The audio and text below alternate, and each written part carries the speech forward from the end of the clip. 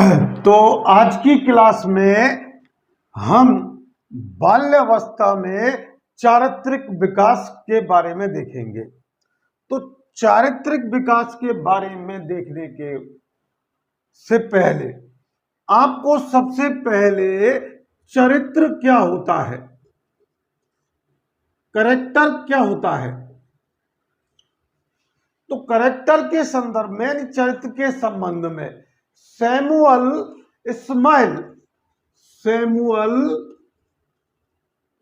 इस्माइल ने कहा कि चरित्र बालक या व्यक्ति के आदतों का पुंज है। चरित्र आदतों का पुंज है, आदतों का पुंज है। यानी जो एक व्यक्ति या बालक अपनी दैनिक दिनचर्या में अपने जीवन में जिन आदतों को वो अनुकूलन करने लगता है वो उसका चरित्र कहलाता है। इसी संदर्भ में डमनिल के द्वारा देख लें, डम्बिल ने कहा कि चरित्र उन सब प्रवृत्तियों का योग होता है जो एक व्यक्ति में पाई जाती है। चरित्र उन सब प्रवृत्तियों का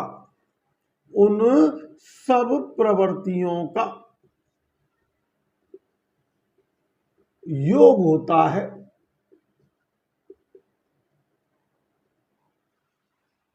जो एक व्यक्ति में पाई जाती है, जो एक व्यक्ति में पाई जाती है। तो इन दो परिभाषाओं से यानी दो कथनों से हमें चरित्र के बारे में पता चलता है।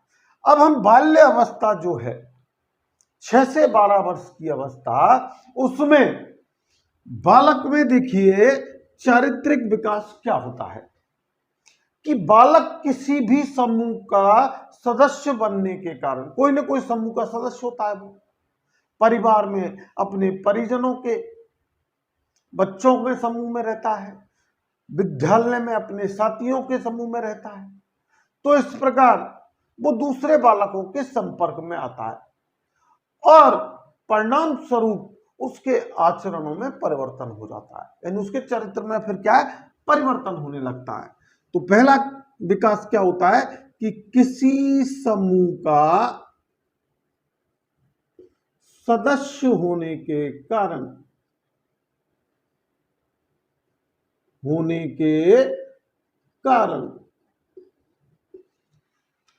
दूसरे बालकों के संपर्क में आता है, दूसरे बालकों के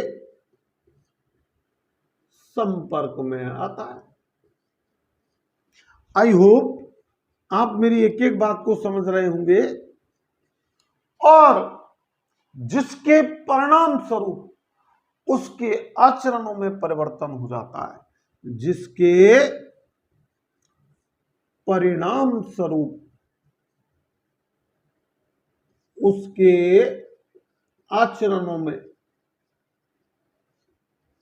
परिवर्तन होता है। यानी जैसे एक बालक जो है वो अपने परिवार से अच्छे आचरण ग्रहण कर रहा है, उसका अच्छा चारित्रिक निर्माण हो रहा है, लेकिन अगर वो दूसरे ऐसे समूह के बालक के संपर्क में आ जाता है जिसके आचरण अनैतिक हैं, तो उसका चारित्र फिर उस पर उसके चरित्र का प्रभाव पड़ जाता है, परिणाम स्वरूप वो वैसे ही आचरण करने लग जाता है।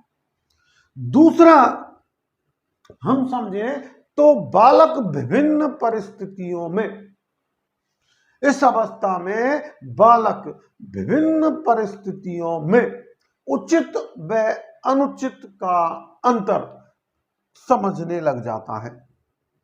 बाल्यावस्था में बालक उचित व अनुचित उचित व अनुचित का विभिन्न परिस्थितियों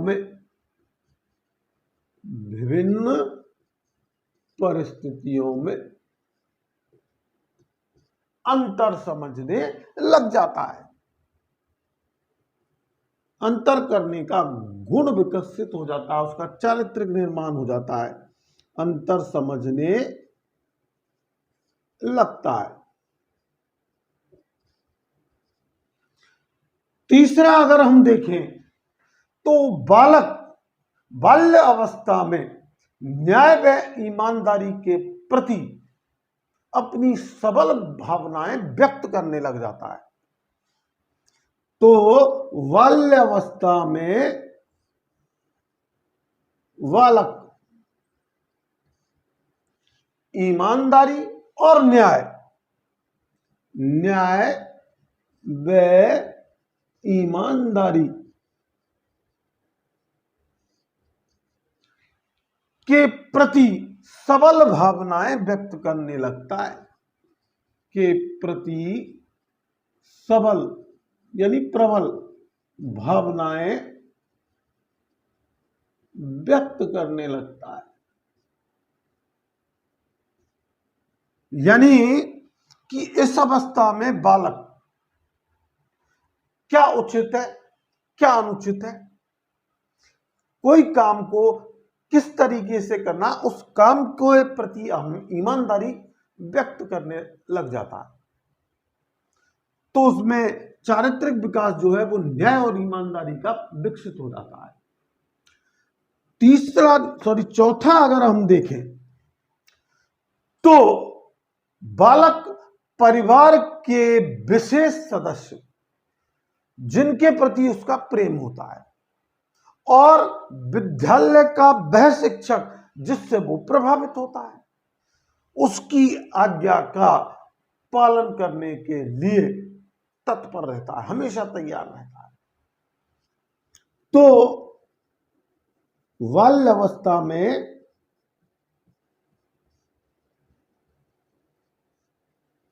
बालक परिवार के विशेष सदस्य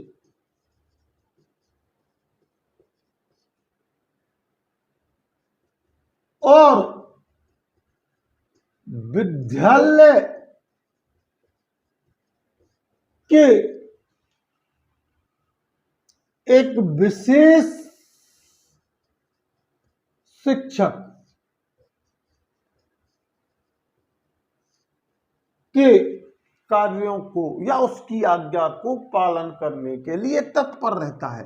शिक्षक के आज्ञा का पालन करने के लिए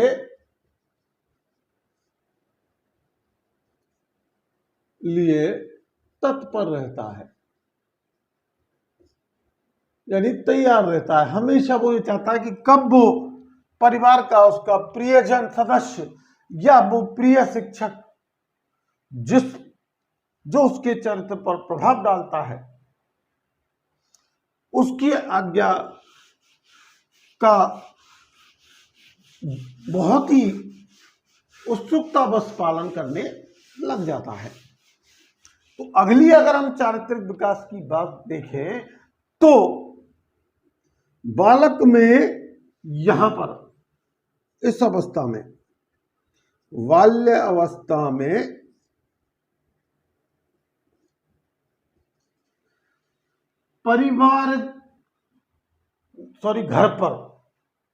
घर पर तो वो स्वार्थपूर्ण और अनुचित व्यवहार करता है। बाल्यावस्था में घर पर स्वार्थपूर्ण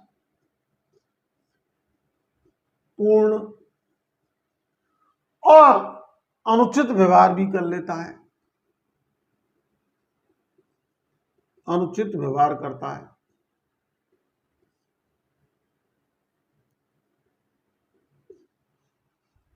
जबकि विद्यालय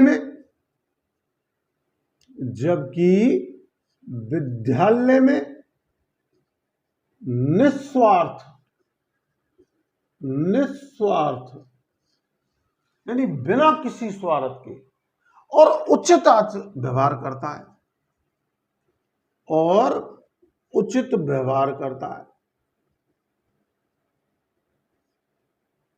तो यहां आप देखेंगे कि चरित्र का कितना विकास हो जाता है कि वो घर पर तो अपनी स्वार्थपूर्ण व्यवहार करता, अपने माता पिताओं से अनुचित तरीके से अपनी बातें मनवाता है, जबकि विद्यालय में वो बिना किसी स्वार्थ के अपने शिक्षक और अपने साथियों से उचित व्यवहार करता है।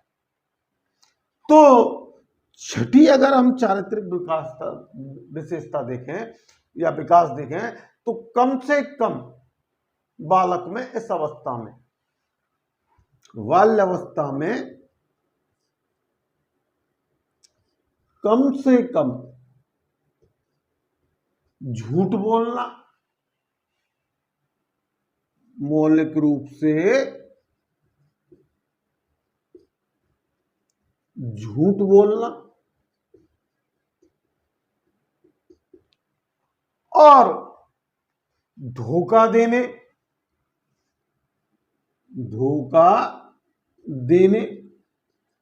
चोरी करने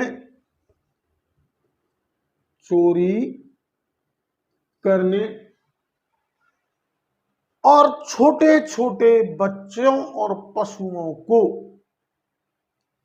कष्ट पहुंचाने, छोटे छोटे बच्चों और पशुओं को कष्ट पहुंचाने,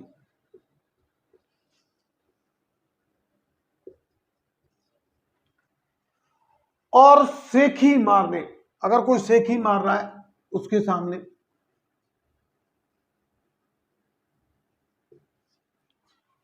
तो उसकी वो निंदा करने लगता है, कि निंदा करता है। अगर किसी को चोरी कर रहा है उसको देखता है, तो ऐसे मौलिक रूप जो चोरी करना, झूठ बोलना, धोखा देना, इन चीजों के प्रति वो कम से कम, और जो छोटे बच्चे हैं और पशुओं के प्रति अगर कोई कष्ट पहुंचाता है या किसी की कोई सेकी मार रहा है कोई, तो उसकी वो निंदा करने लग जाता है तुरंत।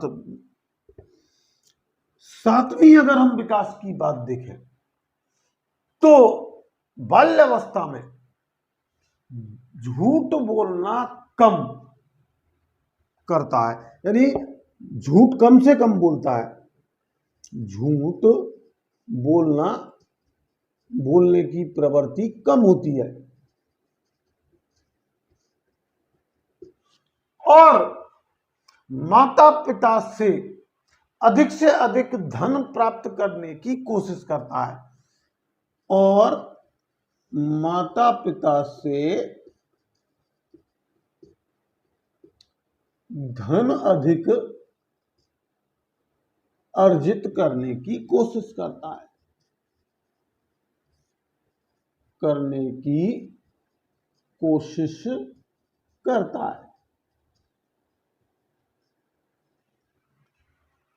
अब देखिए, इसके बाद अगर हम आठवीं बात देखें विशेषता की, उसके चरित्र की, तो इस अवस्था में यानी बाल्यावस्था में,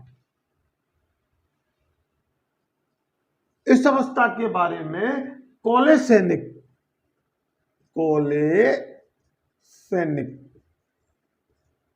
ने बहुत ही उत्तम कथन कहा है कि कुछ सिद्धांतों को समझने, बालक जो है कुछ सिद्धांतों को समझने, स्वीकार करने लगता है और सिद्धांतों को अपने व्यवहार में उतारने की कोशिश करता है। तो काले सैनिक ने क्या कहा कि इस अवस्था में बालक कुछ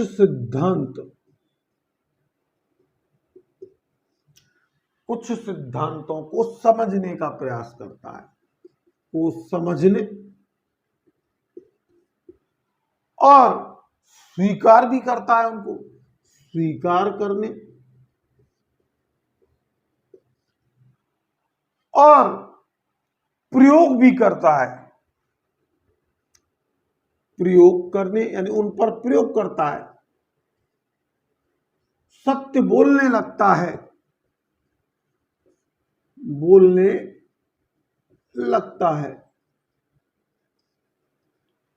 और उन सिद्धांतों को अपने व्यवहार में और उन सिद्धांतों को व्यवहार में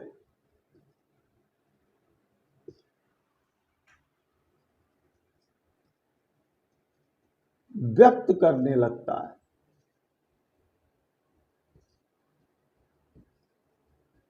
इतना उसका चारित्रिक विकास हो जाता है इस अवस्था में। इस संदर्भ में स्ट्रैक ने भी कहा, स्ट्रैक ने ये कहा, उनका कथन है इस अवस्था के बारे में कि बाल्य अवस्था में 6 वर्ष, 7 वर्ष और 8 वर्ष के बालक में विवेक, ईमानदारी और मूल्यों की भावना का विकास होने लगता है। स्ट्रैक ने क्या कहा कि 6 वर्ष, 7 वर्ष व 8 वर्ष की उम्र में के बालकों में विवेक, ईमानदारी और मूल्यों की भावना का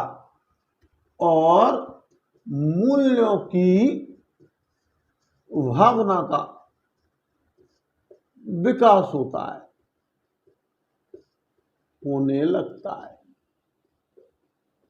आशा करता हूं कि आपको ये समझ में आ रहा होगा और आप इसे नोट भी करते जा रहे होंगे। अंतिम में एक कथन और बताने जा रहा हूं जो क्रो एंड क्रो ने कहा। क्रो एंड क्रो ने इस अवस्था के बारे में, चारित्रिक विकास के बारे में कहा कि बालक में नैतिकता की सामान्य अवधारणाएं और नैतिकता के सिद्धांतों का ज्ञान विकसित हो जाता है। उन्होंने क्या कहा कि बालक में नैतिकता की सामान्य धारणाएं, नैतिकता की सामान्य धारणाएं और नैतिकता के सिद्धांत और नैतिकता के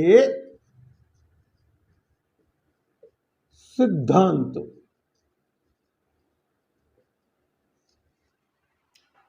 के कुछ ज्ञान का विकास हो जाता है, कि कुछ ज्ञान का विकास हो जाता है। तो आज आपने इस वीडियो में बाल्यावस्था के चारित्रिक विकास के बारे में देखा। अगर आप शैशव अवस्था के भी ऐसी विकासों को एक एक करके समझना चाहते हैं तो कमेंट्स करें और ये वीडियो अगर पसंद आया हो तो ज्यादा से ज्यादा शेयर करें, लाइक करें और जो हमारे चैनल पर नए हैं वो सब्सक्राइब करें। मैं अपना बेस्ट देने की कोशिश कर रहा हूं और मैं आपको ये गारंटी देता हूं कि पेपर में आपको 100% तो नहीं कह सकता लेकिन 80% आपको ये प्रश्न मिलेंगे। तो thanks for watching this video.